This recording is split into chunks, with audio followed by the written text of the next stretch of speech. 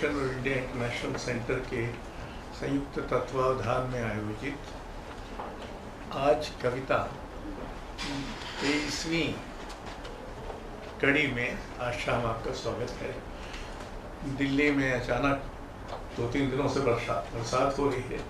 दिल्ली में वैसे भी आना जाना बहुत ही कठिन होता है, लेकिन बरसात ने कुछ और ही कहर बर्पा कर दिया है।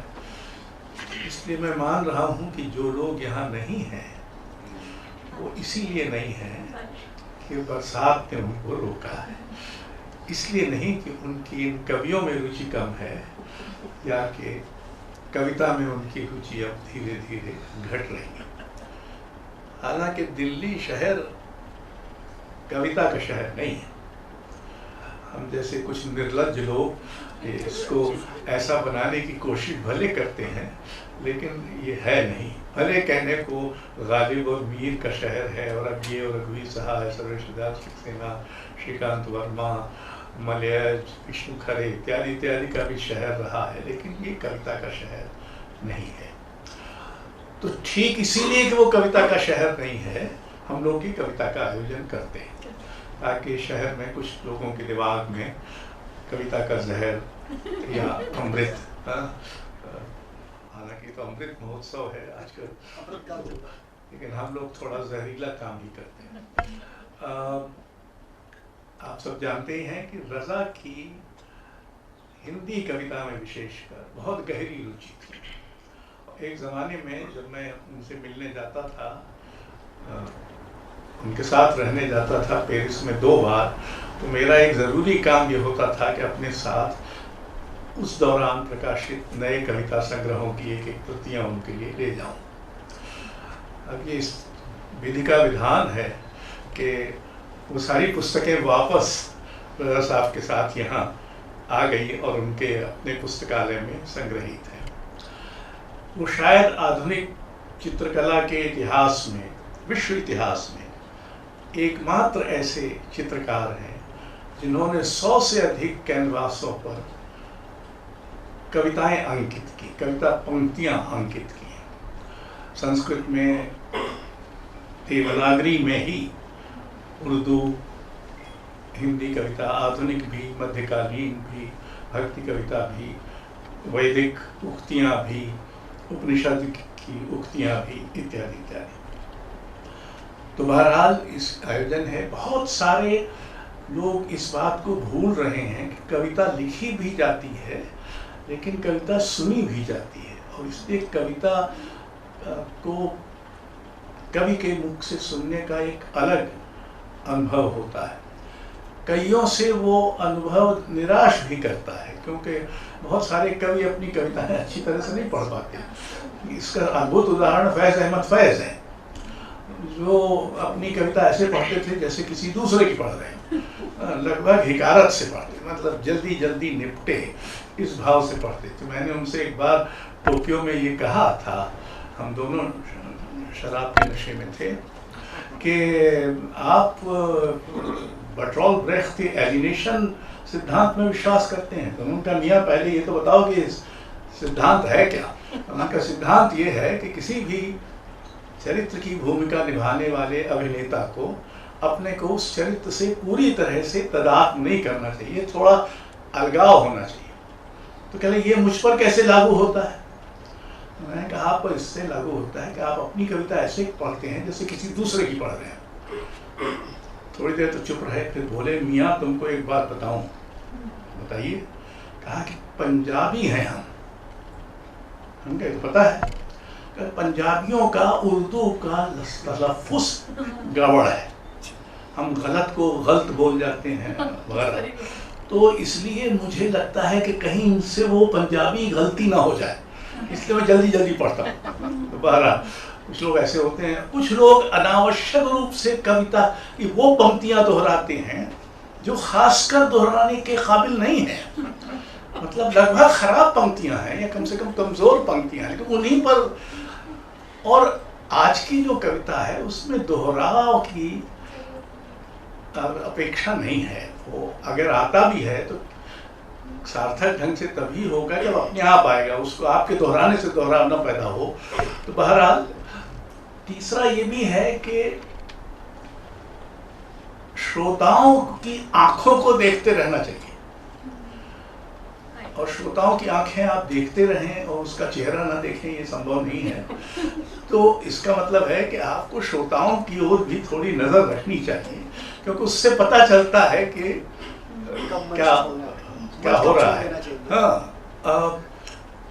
शास्त्रीय संगीत में तो अगर श्रोता न दिखाई पड़े गायक संगीतकार को, तो वो एक ज़माने में हम लोग चूँकि अंग्रेज़ों की नकल करते थे, अब भी बहुत करते हैं, लेकिन जब और करते थे तो उसमें जब सभागार में बत्ती बुझा दी जाती थी, क्योंकि पश्चिमी संगीत जो है वो सिर्फ मंच पर रोशनी होती है पूरा। तो लोग कहते थे भाई हमको दिखाई देना चाहिए श्रोता, तो उसकी बत्ती जलाओ, तो बत्ती जलाई जाती थी उनके कहने पर, क्योंकि हमारे यहाँ श्रोताओं से संगीतकार का जो संबंध है वो वही नहीं है जो भरा। खैर ये बकबक हुई। अब पूनम अरोड़ा इसका संचालन करेंगी और आज के कवि यथास्थान बैठ जाए। आइए, हे कविगण। तो बात जैसी हो जाए तो पहले ही मैं माफी मांग रही हूँ। हम माफ नहीं करेंगे तो कोई बात नहीं, सजा ले लेंगे हम। तो नमस्कार।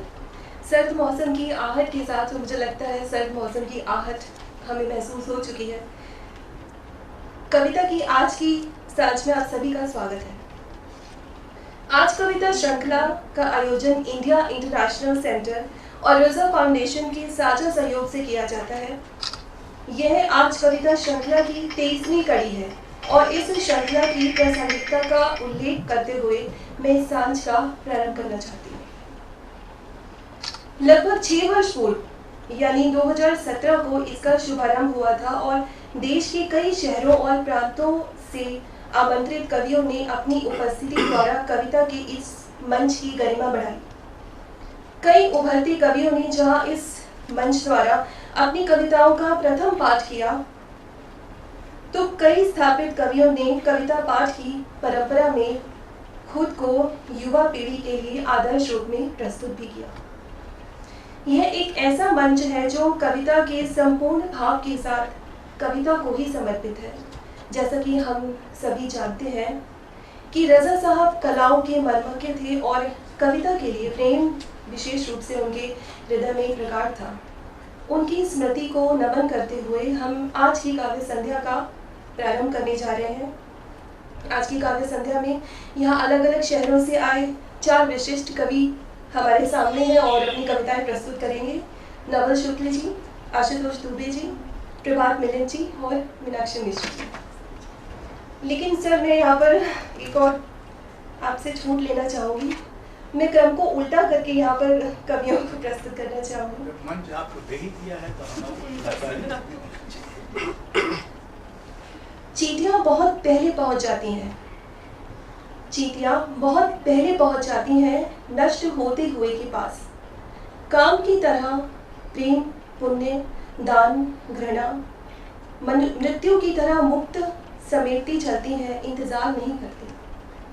अपनी आसपास घटते संसार को देखते हुए जो आवाज़ें मनुष्य के भीतर नए स्पंदनों का आकार रचती हैं, उन्हीं आवाज़ों को नवल शुक्ल जी बिना शिल्प से बाधित हुए रोज बदलते यथार्थ के रूप में अपनी कविता में उतारते हैं। नवल जी 90 दशक की अप्रतिम कवि हैं। वे रायपुर से संबंध रखते हैं। कविता, उपन्यास, नाट्य लेखन, नाट्य रूपांतरण के साथ बाल कविताएं आपने रची हैं। आदिवासी और लोक कलाओं के साहित्य, संस्कृति आदि पर केंद्रित मोनोग्राफ्स का लेखन भी वो कर चुके हैं। मैं आपको सर नवल जी को मैं आमंत्रित करती हूँ, आए और अपनी कविता। नमस्कार।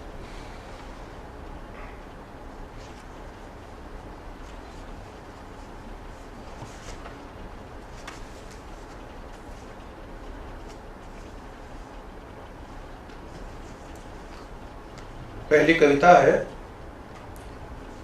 जिस वाक्य में इतनी जगह ना हो। जिस वाक्य में इतनी जगह न हो जिसे मैं सिर्फ एक पूरे वाक्य की तरह दोहराऊं और उसमें मगन हो जाऊं, वैसा न मेरा कहना है न मेरा वाक्य। जिस वाक्य में इतनी जगह न हो कि वह मेरे कहे को शामिल कर ले, फिर भी आप्तवाक्य की तरह बना रहे, वह सदा के लिए मेरा अपना नहीं। जिन्हें मैं सुनूं या कहूं, उनमें कोई लरज न हो असमंजस, न संदेह की गुंजाइश, उनसे दूर रहना ही भला। जब भी कुछ कहता हूं, उसे फिर से कहता हूं, तो वह दूसरी तरह से कहने की इच्छा होती है। और जब कभी दूसरों के बारे में कहता हूं, तो अपने बारे में कह रहा होता हूं। इसे सिर्फ व्याकरण में कहने के बजाय भाषा की तरह कहता हूं। हर बार भाषा में मेरा कहा हुआ भाषा के बाहर छूटे हुए की प्रत्याशा होती है। उन्हें कहने के लिए फिर से कहता हूं। मैं प्रतिदिन हूं। प्रतिदिन का स्वागत करता हूं और आभार मानता हूं कि मैं प्रतिदिन हूं। प्रतिदिन को लिखता हूं इस तरह कि वह सिर्फ मेरा प्रतिदिन नहीं है, सभी के प्रतिदिन का हिस्सा है। उसी हिस्से में मैं भी रहता हूं। इस तरह रहता हूं जैसे अभी अभी प्रवेश कर रहा हूं और बिना आहट प्रतिदिन में रहता हूं। सबके हिस्से के प्रतिदिन से मिलता है दूध, दुख और अन्न। प्रेम मिलता है देखने के लिए, रोशनी मिलती है कहने के लिए, भरोसा मिलता है रहने के लिए। मैं सबके हिस्से के प्रतिदिन से कुछ न कुछ लेता हूँ। जगहों से लेता हूँ, आकाश से लेता हूँ। इस तरह छू पाने के प्रयास को जगहों से लेता हूँ, आकाश से लेता हूँ, कुओं, बावड़ियों, जल स्रोतों से, गुफाओं, कंदराओं और दीवालों के पार से, उत्पीड़न से, दुखों से, यातनाओं से, हंसी से, खुशियों से, मुस्कान से, खेतों से, खलिहानों से, बियाबान से लेता हूँ। जिनके घर नहीं हैं, उनकी इच्छाओं से लेता हूँ। जो दर बदर हैं, उनके धैर्य और साहस से। सबसे अधिक भरोसे से लेता हूँ। उम्मीदों से पाता हूँ प्रतिदिन उम्मीद। प्रतिदिन लेने के लिए बहुत है, प्रतिदिन देने के लिए बहुत कम पड़ता है। प्रतिदिन पाने के लिए बहुत सारा है, खोने के लिए कुछ नहीं है नफरत के सिवा। मेरे पास कुछ नहीं है मेरा, बस थोड़ा प्रेम बचा रह जाता है प्रतिदिन। प्रेम ही है प्रतिदिन जीवन का सहारा, जिससे अंधेरे को अंधेरा कहता हूँ और प्रतिदिन को बचाता हूँ। अगली कविता है उर्वर को छूता हूँ। इस तरह छुओ जिसे दिल छू लेना कहते हैं, कि जिनसे छूट रहा हो सब कुछ, यह जीवन भी, वे तुम्हारे छूते ही रुक जाए। छूना इस तरह कि भरोसा बने और छूने की याद भी। किसी वस्तु को भी छूना तो अपनी जिंदगी की तरह छूना। तुमने मुझे छुआ और मैं लौट आया। अब जिस किसी को छूता हूँ तो एक दूसरे से मिलने की तरह छूता हूँ। जैसे दृष्टिविहीन पृथ्वी को छूता है, वैसे ही पृथ्वी पर उर्वर को छूता हूँ।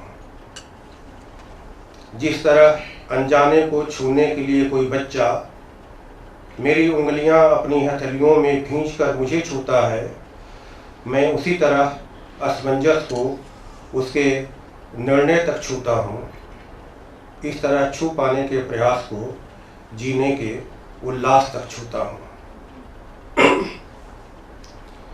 अपने दोनों हाथों से नदियों को छूता हूँ। नदियों को छूने के लिए वह पानी छूता हूँ।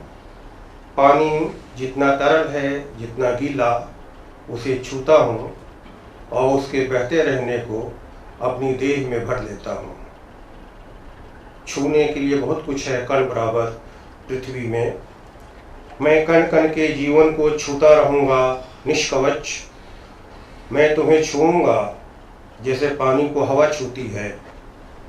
मैं तुम्हारे दुख भरे पैरों को छूऊंगा और उन दूब घास को जिन्होंने तुम्हारे पैरों के लिए अपने को पसार दिया, उन्हें रात भर पसीजता हुआ ओस कणों की तरह छूऊंगा। जब किसी को नहीं छू रही होगी किसी की आवाज़, न प्रेम छू रहा होगा न विषाद, आकांक्षाएं लहरों की तरह गुजर रही होंगी, ऐसे समय में भी तुम रहना अडिग और खुश मिजाज कि मैं तुम्हें आस की तरह छू रहा हूँ। इस समय की लंबी रातों में तुम्हें उजले चांद की तरह छू रहा हूँ।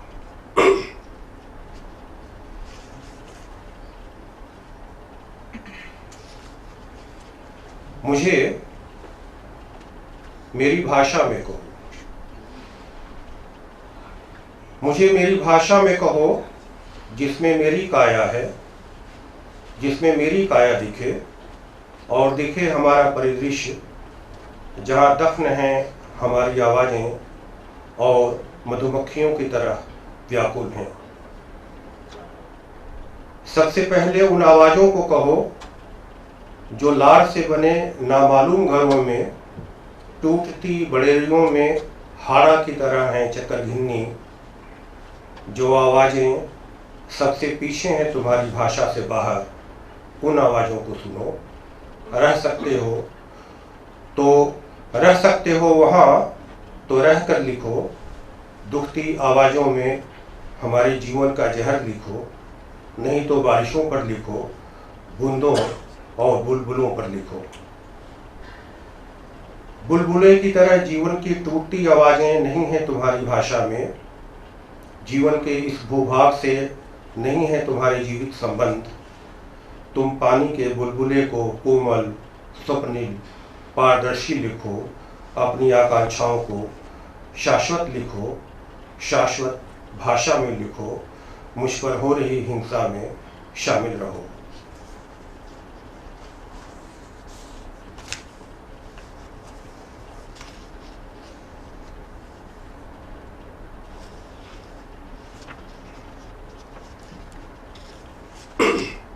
छूटना।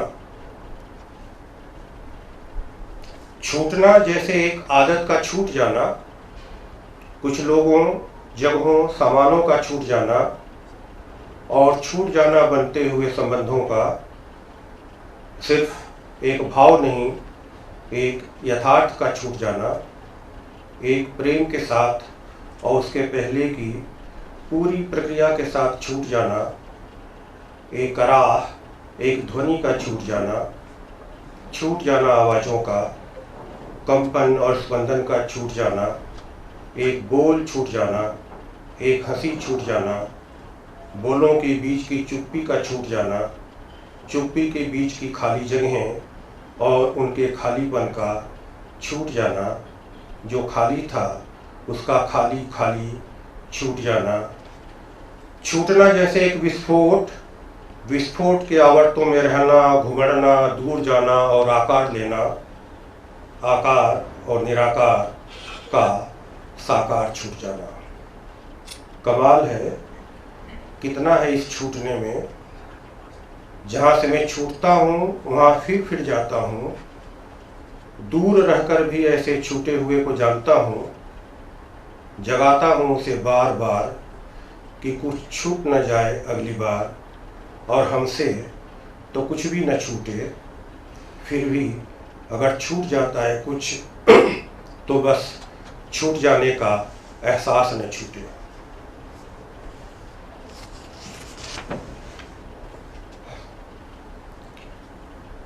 जागने से टूट जाते हैं सपने, जागने से टूट जाते हैं सपने, लेकिन हम जागते हैं। चाहने से कुछ नहीं होता, लेकिन हम चाहते हैं। हम इतिहास जानना चाहते हैं, लेकिन मरने मारने के लिए नहीं, इतिहास के अगले पन्नों पर जीवन चाहते हैं। हम तुम्हें चाहते हैं तो तुम्हारा साथ चाहते हैं।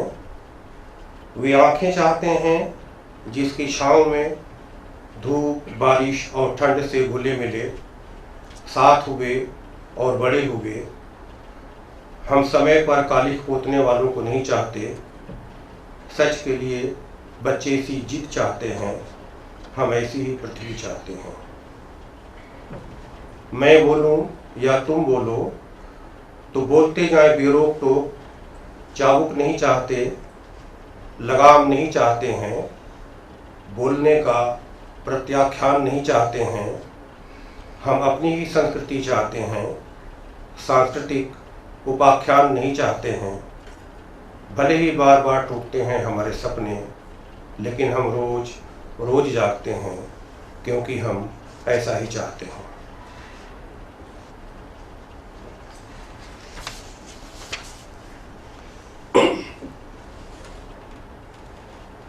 जो प्रेम नहीं करते हैं, जो प्रेम नहीं करते हैं वे घृणा करते हैं, लेकिन वे प्रेम कर सकते हैं। वे नफरतों से दूर हो सकते हैं। प्रेम बहुत आसान है। घर, जंगल या बियाबान में रहते हुए, जागते और सोते हुए, कहीं भी कभी भी किया जा सकता है प्रेम, जैसे माँ बच्चे से प्रेम करती है। प्रेम के लिए कुछ भी नहीं चाहिए, न कोई जगह, न कोई सामान, न कोई समय। किसी संगी साथी की भी जरूरत नहीं होती। कोई दूर हो या पास, कोई फर्क नहीं पड़ता। कुछ लोग तो हर पल प्रेम करते हैं, अनेक लोग जीवन भर प्रेम करते रहे और नफरत के दिनों में मुस्कुराते मिलते रहे। मेरे जीवन में ऐसे खूब सारे लोग हैं जो प्रेम करते हैं। वे हर जगह दिख सकते हैं। वे किसी बच्चे को देखते हैं तो भले ही न रुकें, ठिठक जरूर जाते हैं। उनके चेहरे पर बचपन दिखने लगता है। वे मुस्कुराते हैं और फूल खिल जाते हैं। जो प्रेम करते हैं वे जानते हैं कि नफरत करना साधारण धर्म नहीं है। वह अक्सर होता है आजू बाजू, प्रेम को देखता हुआ परेशान, सोचता हुआ कि ऐसे में खत्म हो सकती है दुनिया। जो प्रेम नहीं करते वे नफरत करने के लिए प्रेम पाना चाहते हैं। तब कुछ लोगों को कुछ समय तक नफरत के साथ रहना पड़ सकता है।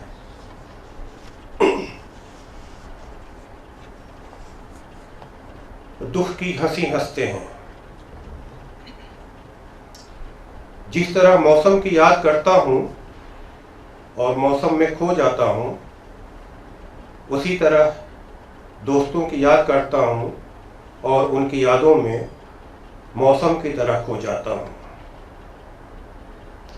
एक दोस्त की याद आती है बेसाख्ता और बहुत अधिक उन दिनों जब उसे जीवन की याद आती है और मैं जीवन की याद कर रहा होता हूं।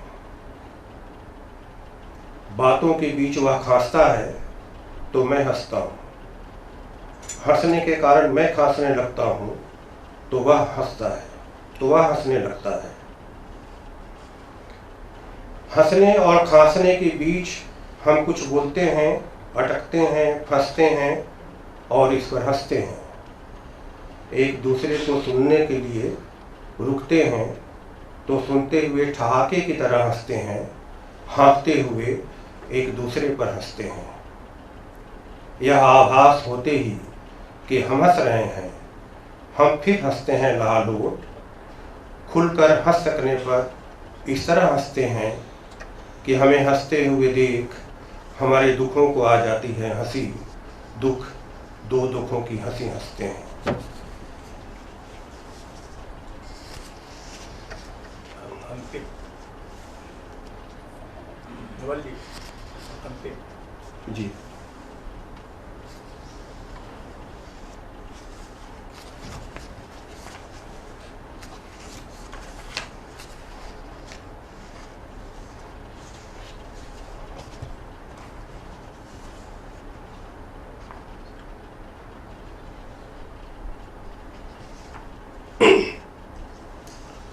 हम फिर आएंगे,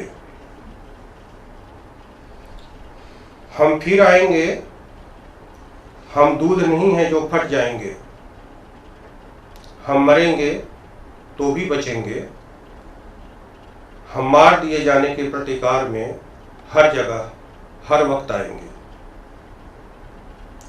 हमें जन्मों से याद हैं आने जाने के रास्ते, याद है कि यहीं कहीं बेरुखी थी और हिकारत, यहाँ टूट गई थी चप्पल, यहाँ सांस टूट गई थी, मुन्ना यहीं रोया था, यहाँ छलकने को थे आंसू, यहाँ एक पेड़ था बेल का जहाँ हम सुस्ताए थे।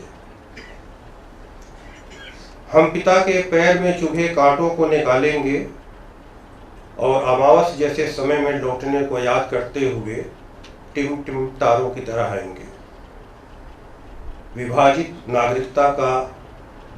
नागरिकता एक दुष्चक्र है, विकराल रूप धारण करता हुआ, और तेजी से स्पष्ट हो रहा है यह समय। हम समय और मनुष्यता के उभरते जीवन को अपने ही हाथों थामेंगे। हम हाथ पैर हैं इस पृथ्वी के, हम विभाजन की मानसिकता पर गोंद की तरह चिपक जाएंगे। हम इस पृथ्वी की धड़कन हैं, पृथ्वी के मन और उसकी इच्छाएं। किसी खिड़की से नहीं देखेंगे यह पृथ्वी, अपने घरों के दरवाजे की तरह इसे खोलेंगे और हम फिर आएंगे। नमस्कार। ये कौन सी आवाजें हैं? ये कौन सी आवाजें हैं जो शामिल हो गई हैं हमारी आवाज़ों में? ये कौन से प्रेत हैं जो हमारी आवाज़ों में अपने फरमान जारी कर रहे हैं? मानवीय होने की सघनता को सहज कहन में अभिव्यक्त करना आशुतोष दुबे जी की कविताओं का गुण है। उम्मीद, प्रतीक्षा, चुप्पी और भूमिका बदल जाने की सामाजिक और पारिवारिक ज़रूरतों की जटिलता को कविता में ढाल कर वे यथार्थ के सौंदर्य को सत्य के साथ निर्मित करते हैं। उनके 5 कविता संग्रह प्रकाशित हो चुके हैं और वे कई पुरस्कारों से सम्मानित भी हैं। वर्तमान में इंदौर के एक महाविद्यालय में अंग्रेजी साहित्य का अध्यापन करते हैं। आशुतोष जी, कवियों से मेरा आग्रह भी रहेगा, समय सीमा 15 मिनट है, इसका ध्यान रखें।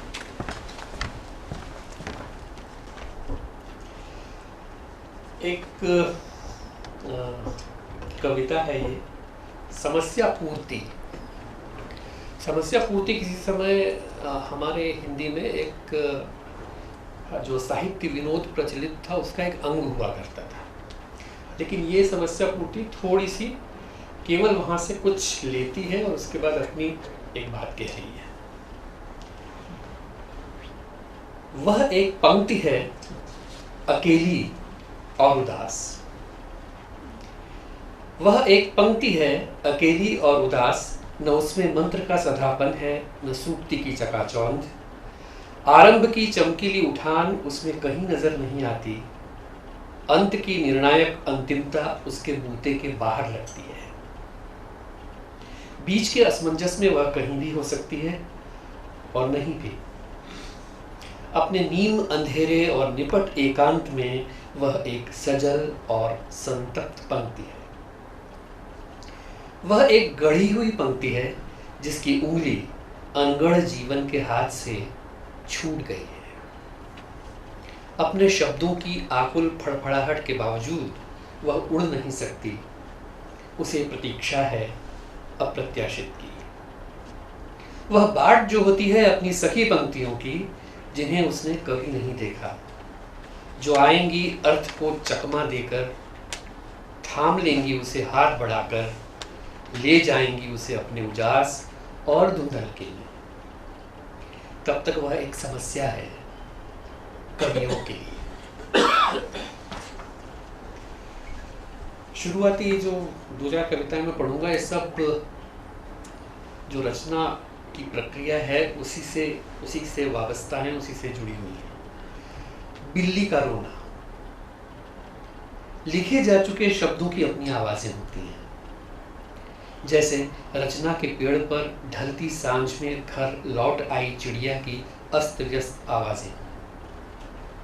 इन तितर बितर आवाजों में जो एक तरतीब ढूंढ लेते हैं, उनकी गोद में फल टपकता है। उसके बाद तो आता हुआ अंधेरा है, जिसमें पेड़, चिड़िया, आवाजें सब लीन हो जाते हैं। लेकिन ऐसे भी शब्द होते हैं जिन्हें लिखने के बाद दोबारा पढ़ने पर हम हटा देते हैं।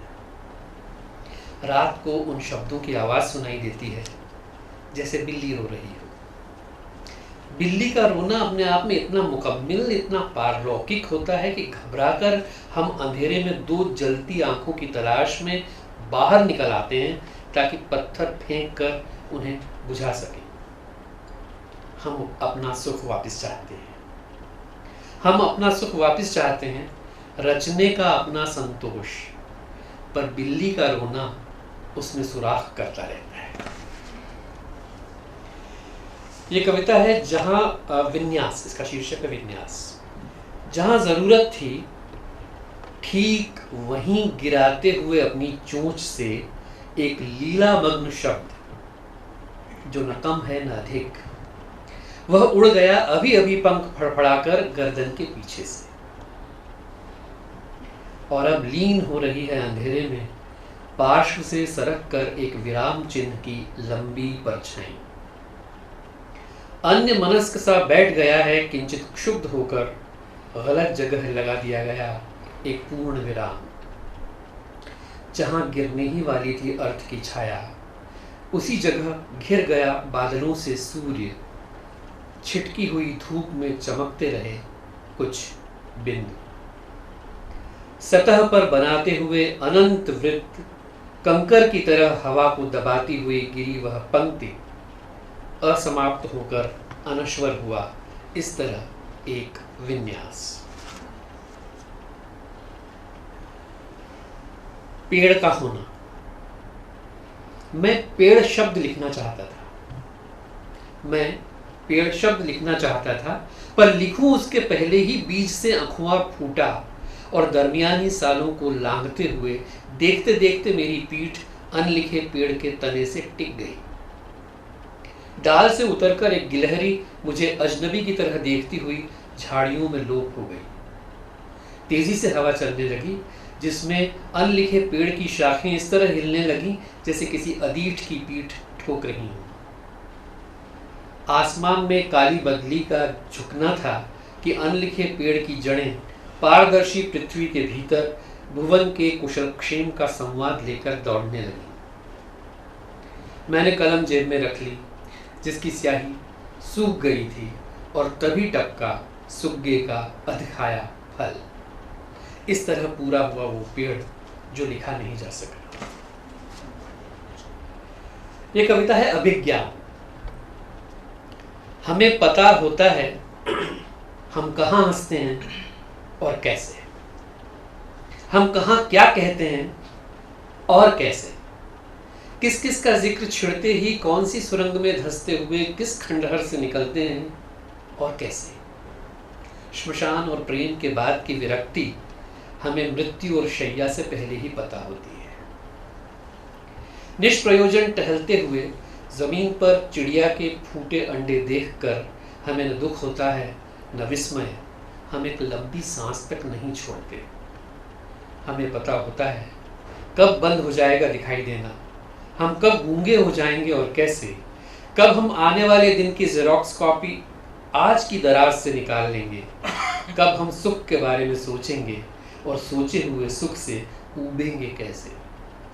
हमें पता होता है प्रत्याशित के समुद्र पर एक थकी हुई चिड़िया की तरह हम कब तक उड़ेंगे और गिरेंगे कैसे। समवाय। जागने पर पता चलता है सिर में दर्द भी सोया हुआ था, जो हमारे जागने पर जाग उठा है। यह भी संभव है कि हम सोए हुए हों और दर्द हमारे जागने की प्रतीक्षा में तकलीफ भरी करवटें बदलता रहा हो।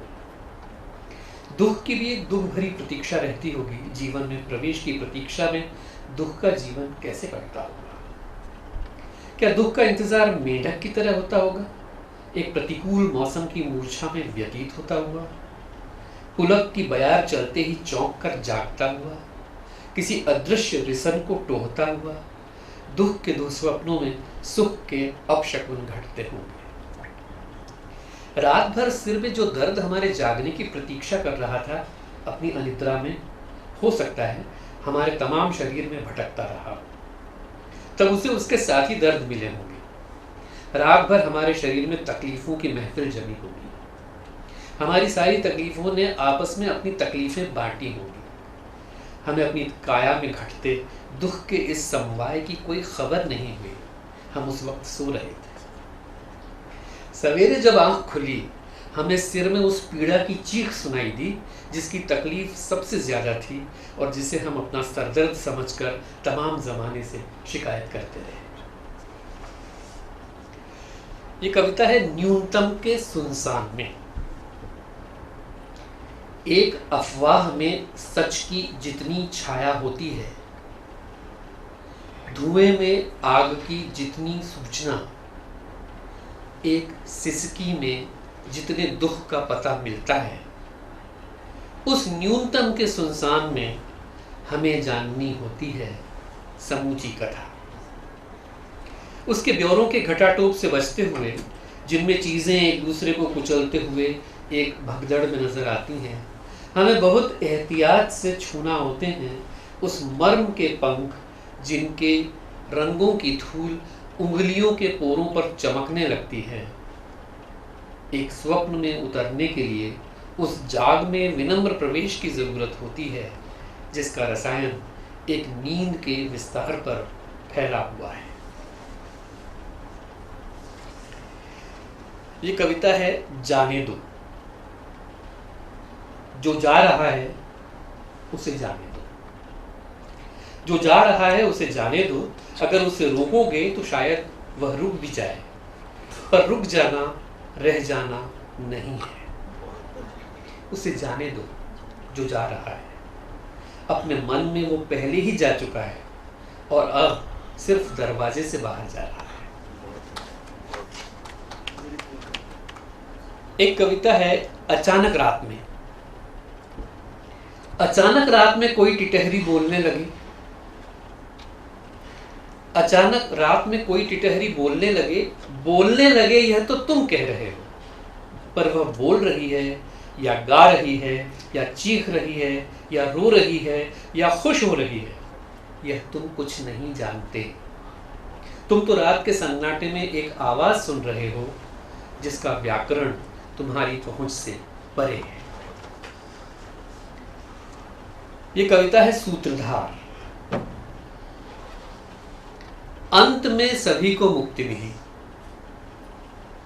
अंत में सभी को मुक्ति मिली, सिर्फ उसी को नहीं जिसे सुनानी थी कथा, कथा से बाहर आकर। अंत में सभी को मुक्ति मिली, सिर्फ उसी को नहीं जिसे सुनानी थी कथा, कथा से बाहर आकर अपने ही पैरों के निशान मिटाते हुए उसे जाना होगा उन तमाम जगहों पर जहां वह पहले कभी गया नहीं था। देखना और सुनना होगा वह सब जो अब तक उसके सामने प्रकट नहीं था और इसलिए विकट भी नहीं। इस मलबे से ऊपर उठकर उसे नए सिरे से रचना होगा सब कुछ, उन शब्दों में जिन्हें वह पहचानेगा पहली बार, जैसे अंधे की लाठी रास्ते से टकरा कर उसे देखती है। और बढ़ते रहना होगा आगे, कथा के घावों से समय की पट्टियां हटाते। अंत में सभी को मुक्ति मिलेगी, सिर्फ उसी को नहीं। मैं 3 मिनट पहले बंद कर रहा हूं। नमस्कार।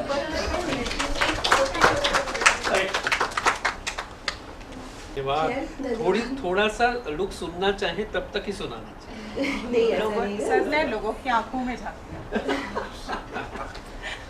खैर, मुझे लगता है कविता कंपन पैदा करती है और उस कंपन को हम लोग सभी महसूस भी कर रहे हैं। हम आगे बढ़ते हैं। जीवन के किसी अक्षांश पर जब हम मिले थे तब हम दरअसल दो बैल थे, मेहनत करने की नियति लेकर जन्मे उनकी ही तरह निष्कलुष और संयम। जीवन मूल्यों की ओर बार बार मुड़कर निहारती हुई कविताएं एक कवि के ईमानदार और सच्चे होने की प्रथम कसौटी है। जीवन की अन्य कसौटियां और शाश्वत पीड़ाएं भी बहुत धीरे से उनमें शामिल होने लगती हैं। प्रभात मिलिंद जी की कविताओं में कोई भी मनुष्य अपना प्रतिबिंब देख सकता है। यही जीवन में कविता का होना तय करता है। इतिहास में अधूरी शिक्षा से दीक्षित प्रभात मिलिंद जी कवि होने के साथ साथ कथाकार और अनुवादक भी है। उनका पहला कविता संग्रह प्रकाशन की प्रक्रिया है प्रभात।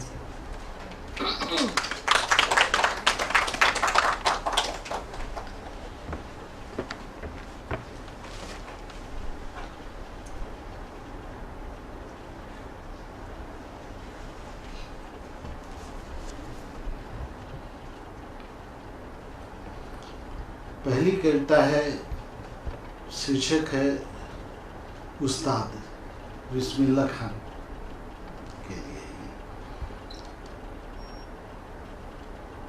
नदी की शांत देह पर विचरती है जैसे कोई कश्ती, ठंडी बयार के कांधे पर तिरता है कपास का सफ़ेद फाहा, किसी प्यासे गले में धीरे धीरे घुलती है गुड़ की मिठास। पावस के दिनों में अरण्य में बजते हैं पत्तों के असंख्य साज, जैसे थके हुए बच्चों की आंखों में हौले से उतरती है नींद की नाव। माइक थोड़ा ठीक कर, माइक।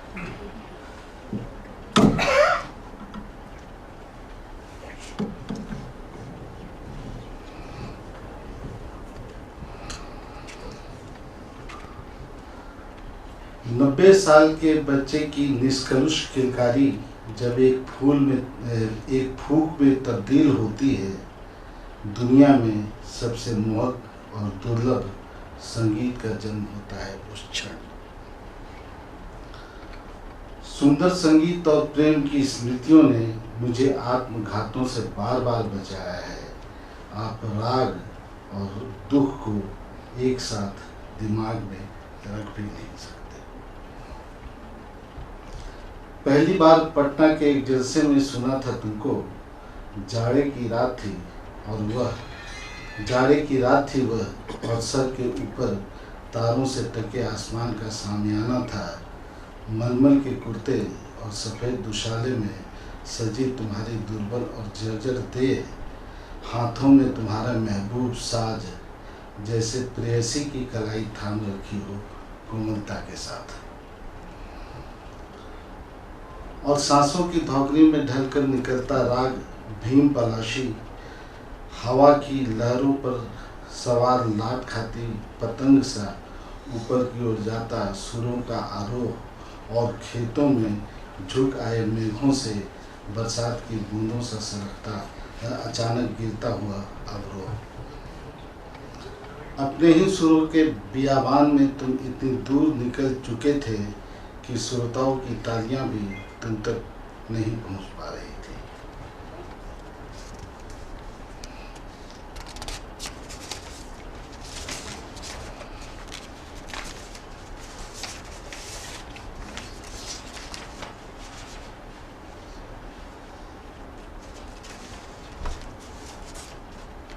और तुमको घेर कर बैठे संगतकारों की वाह वाह, फिर बंदिशों की असंभव सी और कठिन यात्रा को तय कर तुम अस्थाई पर लौट आते थे, और कुछ पलों के लिए खुलती थी तुम्हारी बंद आँखें, तब उन आँखों की चमक हीरे की कनी सी मुकाबला करते हुए दिखती थी। हालांकि संगीत तुम्हारी दिन ब दिन जर्जर होती काया को अमृत तो नहीं बख्श पाया, लेकिन तुम्हारी आत्मा को उसने मृत्यु के भय से पूरी तरह मुक्त कर दिया था। गिरह कटों और लुटेरों से भरी इस दुनिया में अपनी छूट चुकी मनुष्यता की ओर गाहे बगाहे लौट सकूं, शायद इसलिए मैं भी तुमको सुनता रहा ताउम्र। संगीत तुम्हारा एक अदृश्य सा घर था और एक शहर था जो तुम्हारी शिराओं में रुधिर बनकर बहता रहा, जिसके बारे में तुम कहते थे कि वह बना ही रस से है। आज भी उस बनारस के घाट, मंदिर और चौक चौबारे तुम्हारी तानों और कहकशों से शादाब हैं। एक जेब थी जो तंग रही तमाम उम्र, लेकिन अपने सुरों की तरह तुम अपनी गैरत और ज़मीन से कभी नहीं भटके। जबकि बाजार और विज्ञापन के इस दौर में तुम्हारा इंतज़ार करते रहे महानगरों में बैठे कई सौदागर और साहूकार। दुनिया बहुत निष्ठुर है उस्ताद, यह नहीं बख्शेगी तुमको भी। यूँ तो तुम यदा कदा सुने जाते रहोगे कलाविदों और रईसों के सनम खानों में शराब के प्यालों और समय के प्रति उनकी चिंताओं के बीच, फिर धीरे धीरे धकेल दिए जाओगे समय और स्मृति के बाहर एक रोज।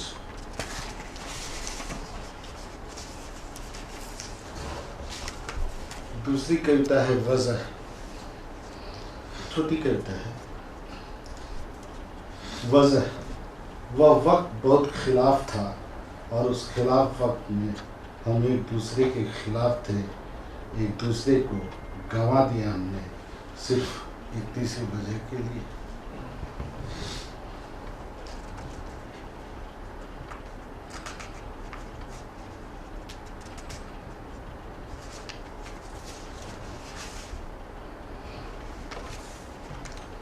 एक कविता है किस्से से बाहर होने का दुख। जो कभी व्यक्त नहीं हो पाया, दुख से बड़ा दुख यही दुख था। सांसों में जिंदा बचे होने की शर्त भी एक बेजुबान दुख थी और अदाकारी को दुनियादार होने के इकलौता सबूत होने के दुखों का क्या करता। कुछ स्मृतियों के दुख थे, फीकी पड़ी गंधों के, कुछ पुराने इंद्रधनुष सरीखे। कुछ दुख दृश्यों के थे जिनमें रेत के औंधे पड़ी, जिनमें रेत से औंधी पड़ी एक नाव थी और अरसे से बुझे हुए लैंप पोस्ट की लंबी कतारें। खतों के अपने दुख थे। सॉरी सर, दोबारा बदलिए।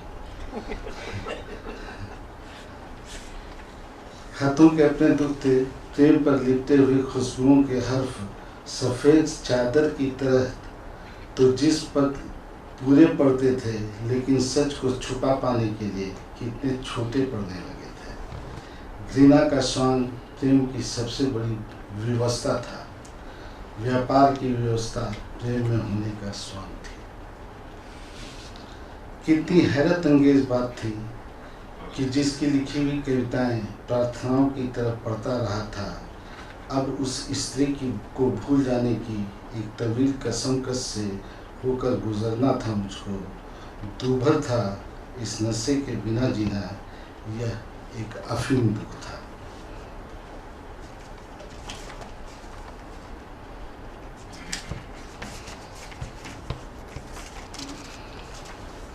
एक कविता है प्रेम।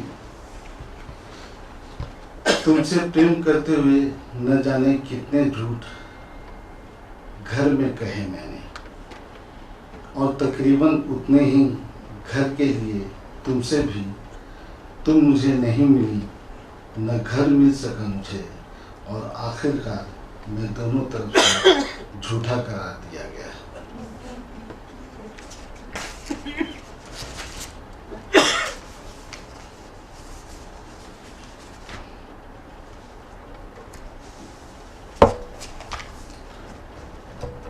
एक कविता है बेहद।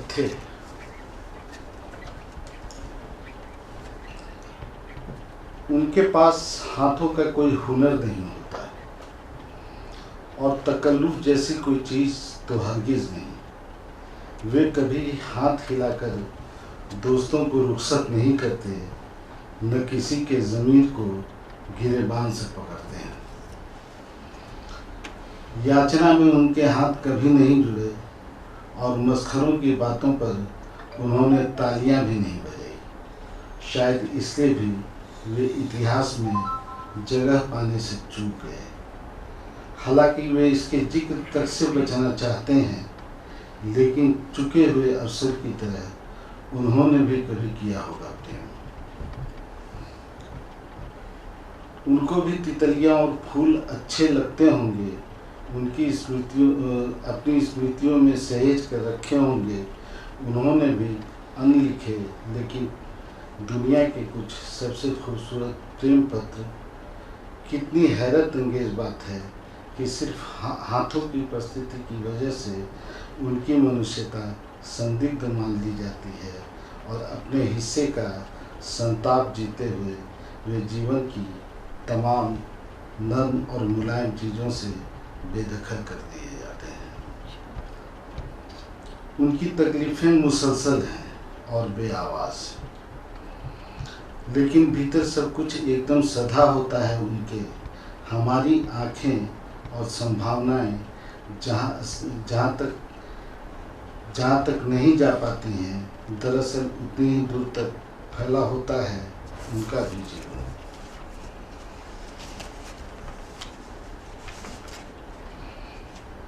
यकीन कीजिए, उनके भीतर भी ज़रूर कहीं होते हैं हौसले और उम्मीद के दो हाथ।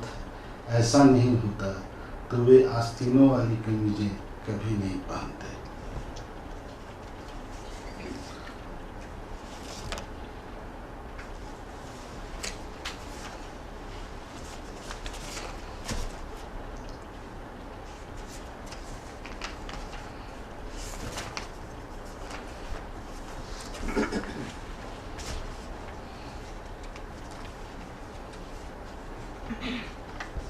एक कविता है हासिल। उनके साथ अनंत जन्मों की इबादत थी। मेरे साथ मेरे समस्त पापों के अलावा एक अकेली नज़्म थी। उनके साथ कुछ हर्फ थे जो चिरंतनता की पराकाष्ठा पाकर अब निश्चेत हो चुके थे। मेरे साथ कुछ कोरे कागज़ थे जो सभ्यता के अवसान के बाद भी नष्ट होने से रह गए थे। उनके साथ रात की कब्र पर विलाप करती सुबहें थी। मेरे साथ अंधी सुरंग सी एक लंबी रात जिसे मुझे सुबह के तसव्वुर के सहारे पार करना था। उनके साथ एक कविता थी जो जिंदगी पर लिखी गई थी। मेरे साथ एक जिंदगी थी जो कविता जैसे जी गई थी।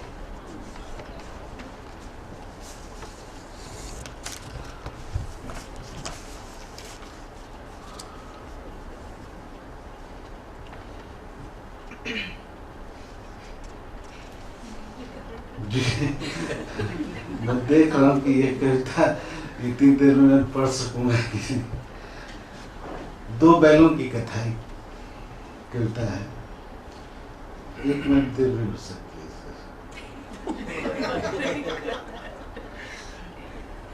पहला है, 3 हिस्से में ये कविता है। पहला है, ये इत्तेफाक की बात थी कि हमारा नाम हीरा और मोती नहीं था। जाहिरन हम किसी किस्से का किरदार होने के काबिल नहीं थे। वैसे भी हम कोई पैदाइशी बैल तो थे नहीं।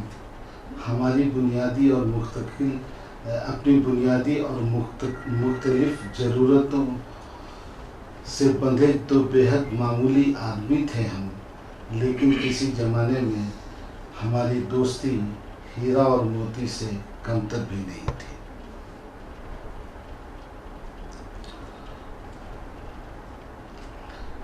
जीवन के किसी अक्षांश पर जब हम मिले थे तब हम दरअसल 2 बैल ही थे।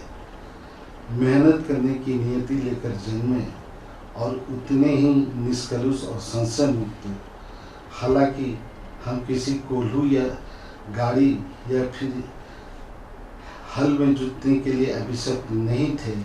हमारी गरज पेट की भूख और रात की नींद से ज़्यादा कुछ खास नहीं थे। हम तो अपने ही तरह अनगिनत दूसरे कामगारों की तरह बाजार के बैल थे। हम जीवन के दो विपरीत ध्रुवों से आए दो अलग अलग मिट्टी के बने शख्स थे। मुझे सर्दियों की शाम वोदका पीते हुए राग यमन सुनना पसंद था और बारिश के दिनों में भीगते हुए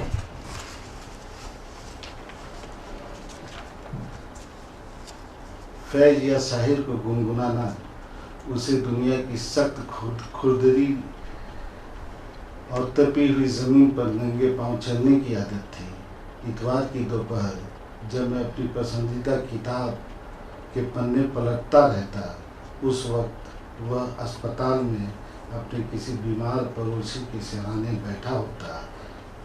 वह किसी बच्चे की तरह साफ गो था, तबीयत से खालिस फ़कीर, ज़हीन लोगों की संजीदा और बनावटी दुनिया में जैसे सांस घुटती थी उसकी। हैरत की बात थी कि हम दो बेमेल आदमी थे। अपने अपने संतापों के सिवा हमारे पास कुछ भी एक जैसा नहीं था। दूसरा हिस्सा है, आप बेशक इस बात पर ताजुब कर सकते हैं, लेकिन दोस्ती हमारी अकूत दौलत थी जिसके नशे में बेफिक्र खर्च रहे थे। हम अपनी ज़िंदगी के साल दर साल अपनी रत जगहों में जब हम अपनी नाकाम प्रेम के किस्से साझा करते होते, तब यह भूल जाते थे कि अपनी अपनी खानाबदारियों में डूबे दो दुनियादार लोग थे हम, जिनकी आंखों के नीचे झुर्रियाँ और कनपटियों पर सफ़ेदी छाने लगी थी। एक दूसरे के बारे में हम एक दूसरे से ज़्यादा जानते थे। एक अरसे तक हमें इसी बात का भरम रहा, लेकिन यह फ़कत हमारी खुशफहमी थी। हमारी दोस्ती का रंग जिन दिनों एकदम सबाब पर था, ठीक उसी वक्त कहीं गिर पड़े थे वे मुखौटे अचानक एक रोज़, जिनके पीछे छुपा रखी थी हमने अपनी अपनी शातिर शक्लें, अपनी अपनी शातिर शक्ल। यह हादसा दरअसल तब हुआ जब बरसों बरस बाजार में घूमते घूमते एक रोज़ दाखिल हो गया बाजार हमारे भीतर, और हमें इसका एहसास तक नहीं हो पाया। कब हम दोस्त से साझेदार हुए पता नहीं, फिर मुकाबिल खड़े हो गए एक दूसरे के ही। इस तरह धीरे धीरे हमारी दोस्ती के पांव हैसियत की सूखी गर्म रेत पर लड़खड़ाने लगे। बाजार के कोलाहल ने पहले तो आखेट किया हमारे रिश्तों के लम्स की गर्माहट का, और फिर धकेल दिया हमारी यारबासी के दिनों को जिंदगी के सीमांत पर। एक रोज़ फ़कीर से दिखने वाले मेरे यार ने हौले से छुआ मेरी हथेली को, और हम मुड़ गए जीवन की दो विपरीत धाराओं की ओर हमेशा के लिए। फालतू की यारी खाना खराबी है प्यारे, गोया जाता जाता वह कहता गया। हमारी आत्मीयता के इस क्रूर त्रासद अंत और हमारे विच्छिन्न बिखरी स्मृतियों के बीच इसी शहर की रगों में धूरी की तरह आज भी भटकते फिरते हैं हम। सुबह से रात हम दो अजनबियों की तरह जो पहले कभी मिले ही नहीं थे। जिंदगी की गर्म खुरदुरी ज़मीन पे चलने वाले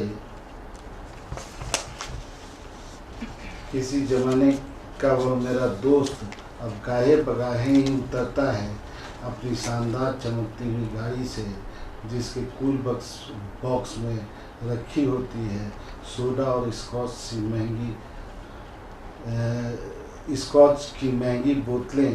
उसके सामने सुनी है इन दिनों शहर के रसूखदार और नफीस लोगों के साथ गुजरती हैं।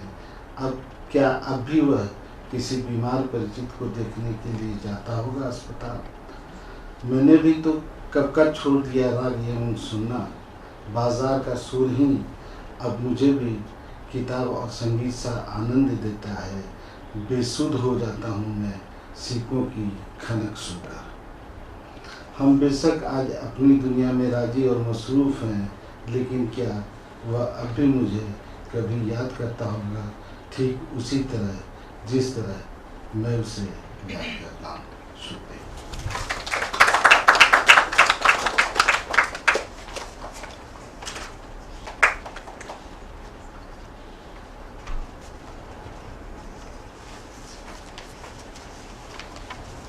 नमस्कार सभी को। पहली कविता मैं आह्वान कर रही हूँ अपने इष्टों का। मेरे इष्टों, कर्म, कला और कविता के अनुपात में ही देना मुझको स्वप्न, सुगंध और संगीत। उतना देना निश्चल प्रेम मेरे हृदय के आयतन में समा जाए जितना, उतनी ही देना प्रीत कि सृष्टि से बना रहे यह एकात्म भाव। दूसरी कविता में पढ़ रही हूँ।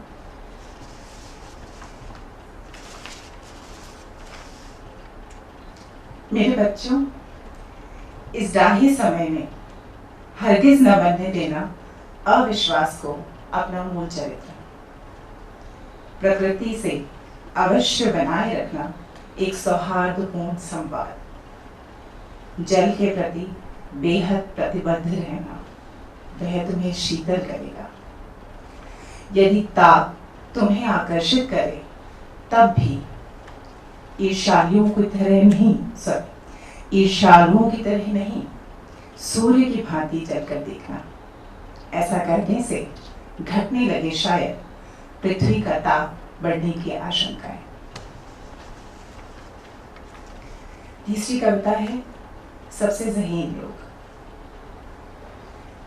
किसी की अंत्येष्टि में अर्पित पुष्पों की नियति में है सबसे पहले मुरझा जाना। किसी की अंत्येष्टि में अर्पित पुष्पों की नियति में है सबसे पहले मुरझा जाना। सबसे अलग होते हैं वे गीत जो अंतिम यात्रा में गाए जाते हैं किसी की। सबसे तल्लीन व्यक्ति का घास की सरसराहट भर से हो जाता है ध्यान भंग। सबसे दीर्घायु होता है प्रेमियों के विलग होने का क्षण। सबसे पहले, सबसे अलग, सबसे तल्लीन, सबसे दीर्घायु होने के झंझट में कभी नहीं पड़ते सबसे ज़हीन लोग।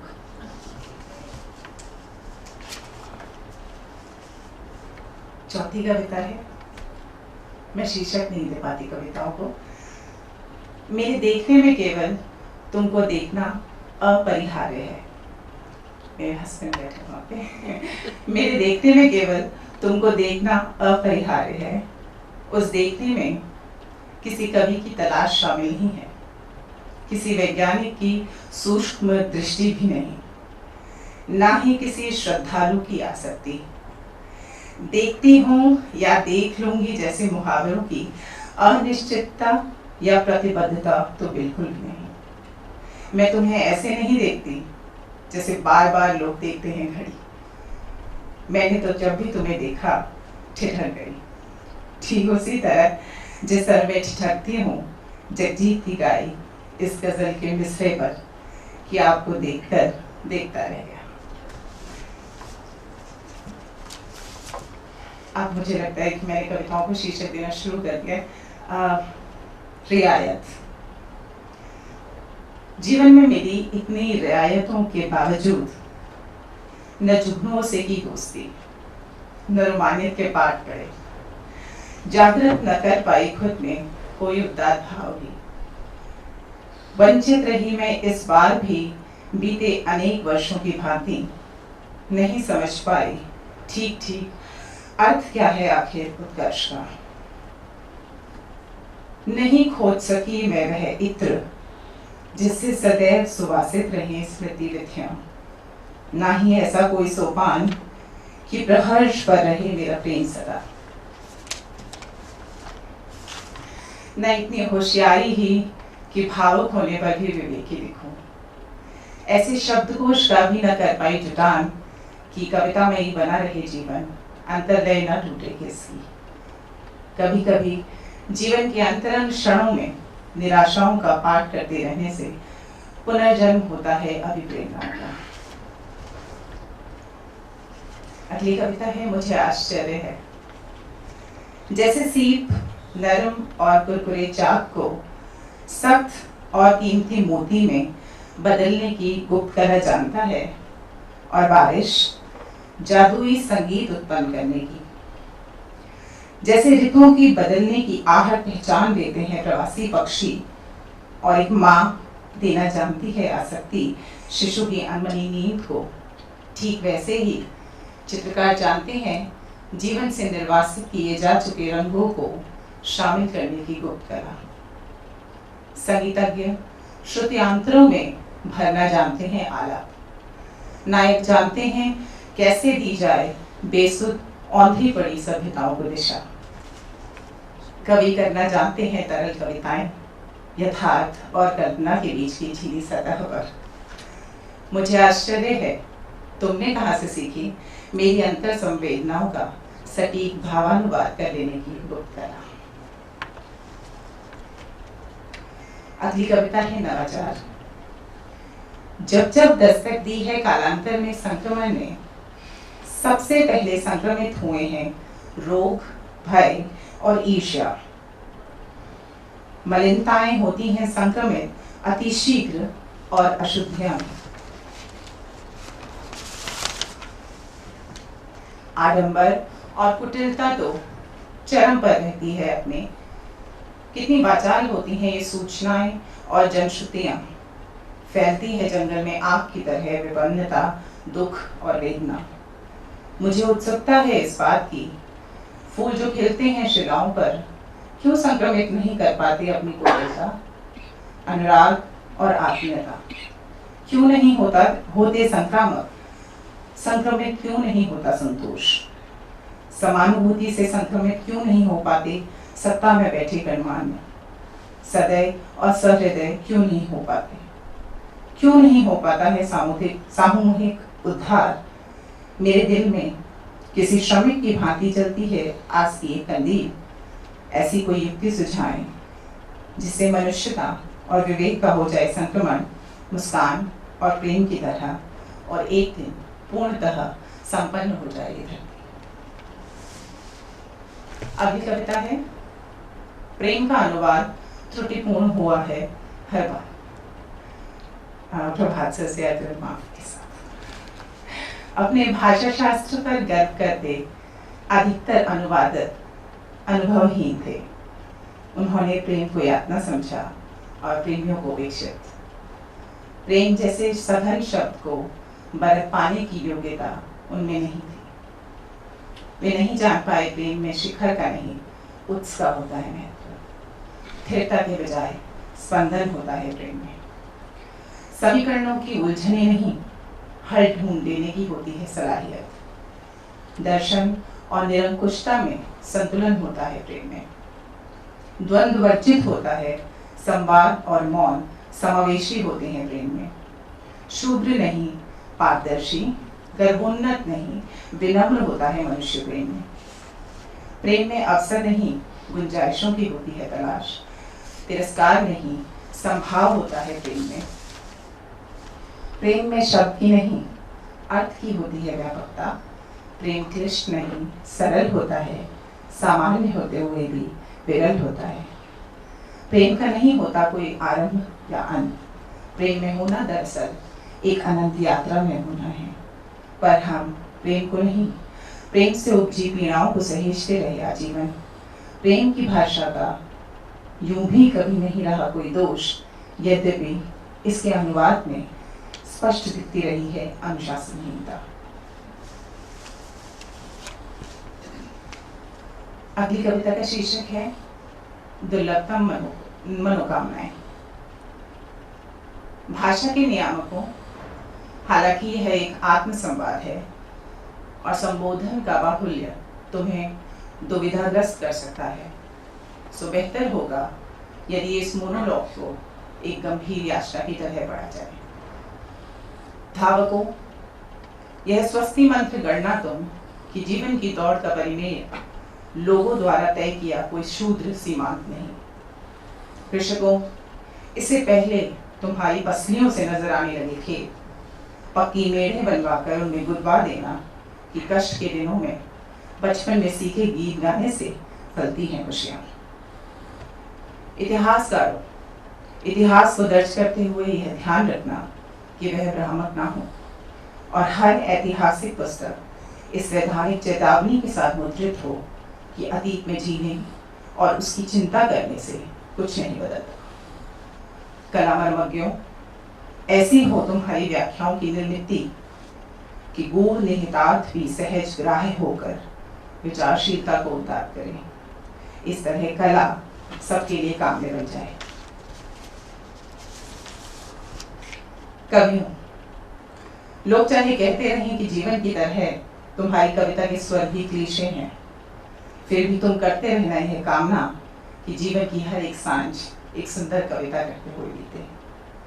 प्रेमियों, प्रेम कोई मनोरथ नहीं जिसका सिद्ध न होना तुम्हें रुग्ण बना दे। एक दिन किसी विचित्र नक्षत्र में टकराएगा तुमसे प्रेम पात्र तुम्हारा, तब तक तुम खुद से भी तो कर सकते हो प्रेम। सज्जनों, चालाकी, छल, घात में लिप्त होकर मूल्य नहीं बदल जाते जीवन के, सो जहां तक हो सके नरमी बरतना, वरना दिन ब दिन खुरदरी होती जा रही इस दुनिया में इस अपराध बोध के साथ जीना तुम्हें बहुत बहुत कमजोर बना देगा। अगली कविता, अंतिम कविता। होने को बहुत कुछ हुआ जा सकता है इस जीवन में। मैं कविता की एक पेचीदा पंक्ति का अनअन्वेषित भाव हो सकती हूँ, या त्रिभंगी मुद्रा में खड़ी एक यक्षिणी की प्रच्छन्न अस्थिरता। कूट भाषा में लिखा कोई आदिम गीत हो सकती हूँ, या देख का वह हिस्सा ठीक ठीक जहाँ पहले पहल बैठती हैं इच्छाएं। भविष्य के जल में तिर रहा एक विचार हो सकती हूँ, या किसी स्वप्नदर्शी की कल्पना। पर मनुष्य हूँ मैं, काष्ठ का बना कोई संदूक नहीं, अंधकार से अंतरंग हो जिसके संबंध, बद्ध हो जिसकी यात्राएं। संयत होना बेशक तुम्हारे लिए एक सुंदर परिकल्पना हो, किंतु उससे जुड़ा होता है नीरसता का अनुषंगी भाव। सो मेरा निजी मत है कि संधान की उदार भूमि पर टिका हो जीवन किसी तय प्रारूप के अनुसार ही इसे जिया जाए, यह बिल्कुल जरूरी है। धन्यवाद।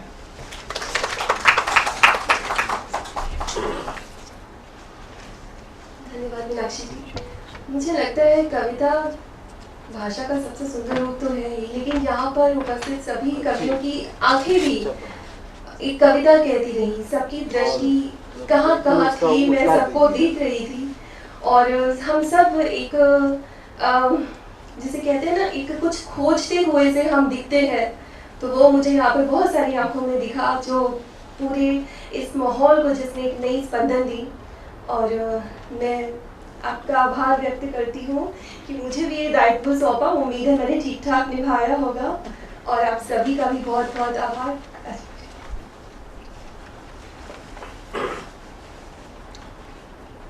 चारों कवि मित्रों का बहुत आभार, आप सबका भी जो यहाँ आए। अगली 7 अक्टूबर को एक और आयोजन है जिसकी हम आपको याद दिलाना चाहते हैं। ये कुछ विचित्र संयोग है कि अंग्रेजी में एक हिंदी लेखक की दूसरी जीवनी आई है। वो निर्मल वर्मा की जीवनी है, जो विनीत गिल नामक, मुझे तो अज्ञात कुरुशील ही है वो, मैं जानता नहीं हूँ कौन है वो, लेकिन बहुत अच्छी जीवनी आई है, हियर एंड हियर आफ्टर।